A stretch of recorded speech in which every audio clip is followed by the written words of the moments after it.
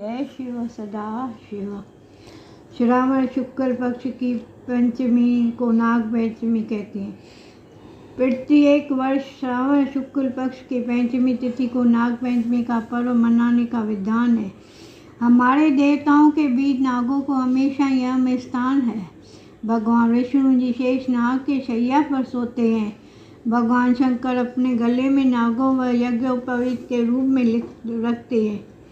भगवत गीता में भगवान श्री कृष्ण ने अपने को सर्पों के वसु के नागों के अनंत कहा है। बता दें कि दक्षिण भारत में नाग पंचमी के दिन लकड़ी की चौकी पर लाल चंदन के सर्प बनाए जाते हैं। यह मिट्टी के पीले या काले रंग के सांपों को प्रतिमाएं बनाई या खरीदी जाती है और उनकी दूध से पूजा की जाती है। इस बार नाग पंचमी का त्यौहार 13 अगस्त 2021 को मनाया जाएगा। नाग पंचमी का शुभ मुहूर्त। नाग पंचमी तिथि प्रारंभ 12 अगस्त दोपहर 3:24 से। नाग पंचमी समापन 13 अगस्त दोपहर 1:42 तक। पंचमी की पूजा विधि। कई घरों में दीवार पर गेहूं पोत कर पूजन के स्थान बनाया जाता है। उस दीवार पर कच्चे दूध में कोयला घिसकर उसके घर की आकृति बनाई जाती है और उसके अंदर नागों की आकृति बनाकर उनकी पूजा की जाती है। साथ ही कुछ लोग घर के मुख्य दरवाजे के दोनों तरफ हल्दी से, चंदन की स्याही से अथवा गोबर के नाग की आकृति बनाकर उनकी पूजा करती है।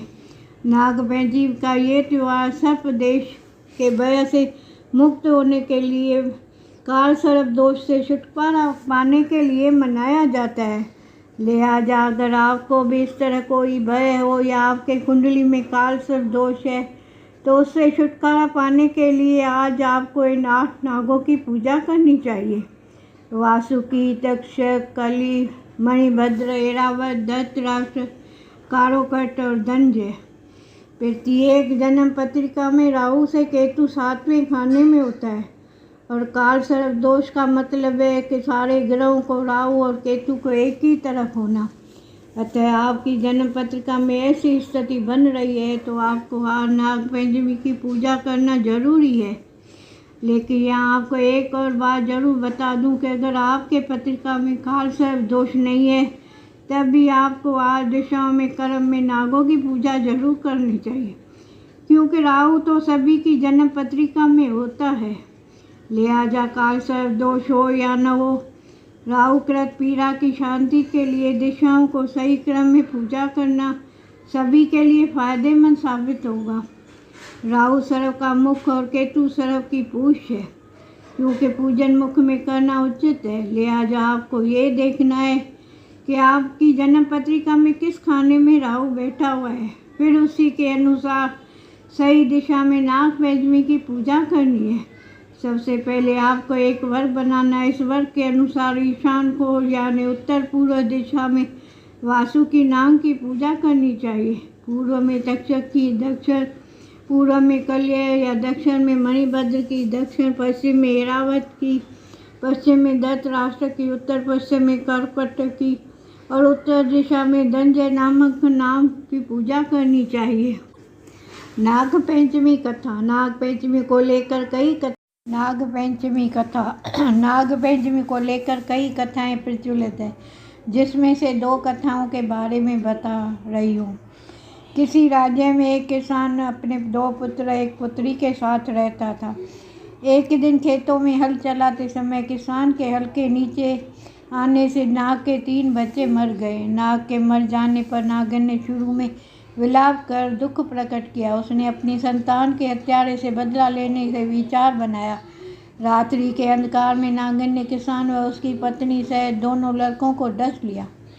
अगले दिन प्रातः किसान की पुत्री को डसने के लिए नागिन फिर चली तो किसान की कन्या ने उसके सामने दूध का बड़ा कटोरा रख दिया और नागिन से वह हाथ जोड़कर क्षमा मांगने लगी।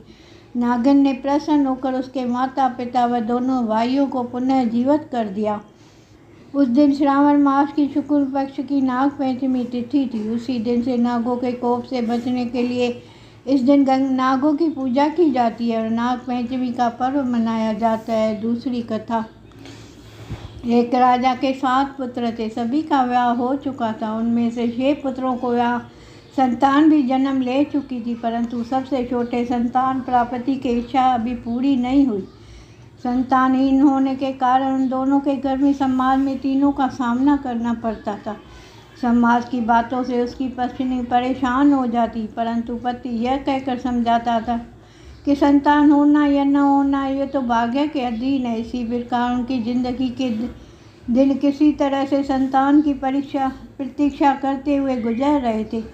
एक दिन श्रावण मास के शुक्ल पक्ष की पंचमी तिथि थी। इस तिथि के पर्व के रात्रि में उस रात में स्वप्न में 5 नाग दिखाई दिए। उनमें से एक ने कहा कि हरि पुत्री, कल नाग पंचमी है। इस दिन तू अगर पूजन करे तो वह तुझे संतान की प्राप्ति हो सकती है।